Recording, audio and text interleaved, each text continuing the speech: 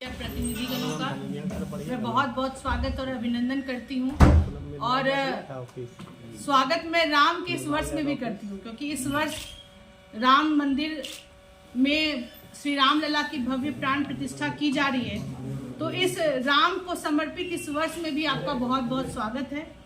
आज की यह विशेष प्रेस वार्ता प्रदेश भाजपा के निर्देश पर सभी जिला मुख्यालय में आयोजित की जा रही है, जिसका मुख्य उद्देश्य जननायक कर्पूरी ठाकुर जी की जन्म शताब्दी वर्ष, जो भारतीय जनता पार्टी बहुत ही धूमधाम से सभी जिला मुख्यालय के साथ साथ प्रदेश में बहुत ही व्यापक स्तर पर मनाने जा रही है, उसको लेकर यह आज की प्रेस वार्ता आयोजित की गई है। जैसा कि आप सबों को मालूम है कि जननायक कर्पूरी ठाकुर जी का जन्म 24 जनवरी 1924 को हुआ था और वो बचपन से ही बहुत ही कर्तव्यनिष्ठ और अन्याय के विरुद्ध, शोषण के विरुद्ध वो अपनी आवाज को बुलंद करते रहे और यहाँ तक कि आज़ादी की लड़ाई में भी उनका बहुत अमूल्य योगदान रहा और 24 दिनों की उन्होंने जेल की भी यात्रा की। और आज जो कर्पूरी ठाकुर जी के जो अनुयायी बने हुए हैं, जो बनने का जो ढोंग रच रहे हैं, कुछ पार्टियां जो कि बिहार में राजद, कांग्रेस समेत जो इंडिया अलायंस के जितने भी दल हैं, वो बिहार में कहते हैं कि वो कर्पूरी जी के बताए हुए रास्तों पर, उनके पद चिन्हों पर चलने की कोशिश कर रहे हैं। लेकिन आज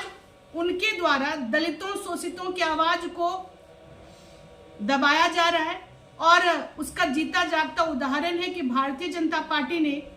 मिलर स्कूल पटना का ग्राउंड कर्पूरी जयंती के लिए बुक करके रखा था, लेकिन जदयू के द्वारा उसे अतिक्रमित कर आज व्यापक तौर पर अनाधिकृत रूप से वहां पर बैनर पोस्टर लगाकर भारतीय जनता पार्टी को इस कार्यक्रम को करने से रोक रही है।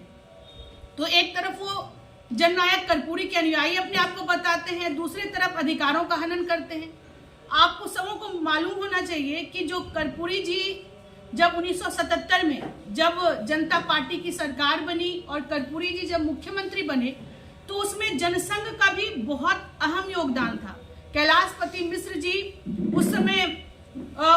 के समेत और अन्य जो विधायकगण हैं, उनके सपोर्ट से जो जनता पार्टी की सरकार बनी, जनसंघ के ही कारण, उनके सहयोग के ही कारण कर्पूरी जी ने पिछड़ों को 27% आरक्षण का लाभ दिया और 1978 में जब महिलाओं के लिए भी 2%, फिर गरीब सवर्णों के लिए भी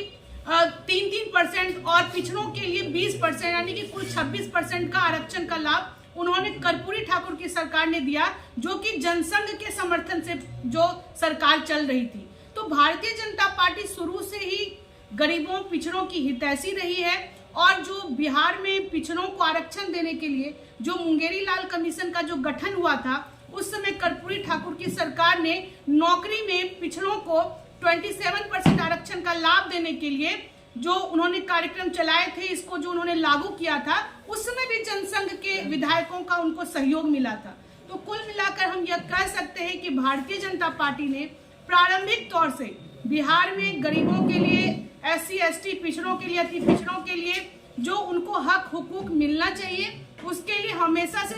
सहयोग किया है। लेकिन जो पार्टी अपने आप को बिहार में राष्ट्रीय जनता दल अपने आप को कर्पूरी ठाकुर के अनुयायी बताते हैं, लेकिन वहां पर सिर्फ परिवारवाद है, वहां पर सिर्फ भ्रष्टाचार है। और